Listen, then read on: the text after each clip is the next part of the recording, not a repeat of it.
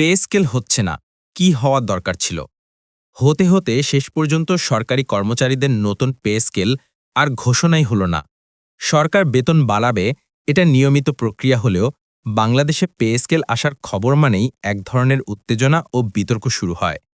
এই উত্তেজনার কিছুটা কিন্তু বাস্তবতার সঙ্গেই জড়িত। আমাদের অভিজ্ঞতায় দেখা যায়, সরকার নতুন পে স্কেল ঘোষণা করলেই বাজারে পণ্যের দাম বাড়ে। এতে সবচেয়ে বেশি ক্ষতিগ্রস্ত হন বেসরকারি ও অপ্রাতিষ্ঠানিক খাতের কর্মীরা, যাদের আয়ের সঙ্গে বাজার দরের কোনো সম্পর্ক থাকে না। এই কারণেই বিষয়টি নিয়ে সংবাদ মাধ্যম ও সাধারণ মানুষ সবসময় সরব থাকে। কিন্তু এটাও সত্য, অনেক দিন ধরেই নতুন পে স্কেল দেওয়া হয়নি, তবুও মূল্যস্ফীতি বেড়েই চলেছে। এবার যখন অর্থ উপদেষ্টা সালেহুদ্দিন আহমেদ জানালেন যে অন্তর্বর্তী সরকার নতুন পে স্কেল দেবে না, নতুন সরকারই এর সিদ্ধান্ত নেবে, তখন বিষয়টি নিয়ে তীব্র আলোচনা সৃষ্টি হয়। মূল সংকট কর জিডিপি অনুপাতের দুরবস্থা।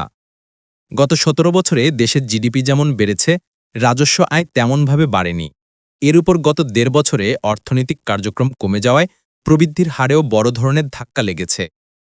ফলে স্বাভাবিকভাবেই রাজস্ব আদায়ও আরও কমে গেছে। এই পরিস্থিতিতে নতুন পে স্কেলের সিদ্ধান্ত পরবর্তী সরকারের উপর ছেড়ে দেওয়াটা বাস্তবসম্মতই বলা যায়। অন্যদিকে রাশিয়া ইউক্রেন যুদ্ধের পর টানা ৩ বছরের বেশি সময় ধরে দেশে উচ্চ মূল্যস্ফীতি চলছে। একসময় তা ২ অঙ্কেও ছুঁয়েছিল। সাম্প্রতিক মাসগুলোতে সামান্য কমলেও এখনও ৮% বেশি মূল্যস্ফীতি, যা মানুষের জীবনে বড় ধরনের চাপ সৃষ্টি করছে। তাই সবারই বেতন বাড়ানো প্রয়োজন, এটা অস্বীকার করার সুযোগ নেই। বিশেষ করে সরকারি চাকরিজীবীদের বেতন কাঠামো এখন অনেকটাই পিছিয়ে আছে। ২০১৫ সালে সর্বশেষ পে কমিশন হয়েছিল। এরপর থেকে সরকারি কর্মচারীরা বছরে ৫% করে ইনক্রিমেন্ট পেলেও বাস্তবে ১০ বছর একই স্কেলেই থাকতে হয়েছে। নিচের গ্রেডের বেতন বর্তমান বাজার দরের সঙ্গে একেবারেই অসঙ্গত। দুর্নীতি করেন তাদের কথা আলাদা, কিন্তু সাধারণ কর্মচারীদের বেতন বাড়া সময়ের দাবি।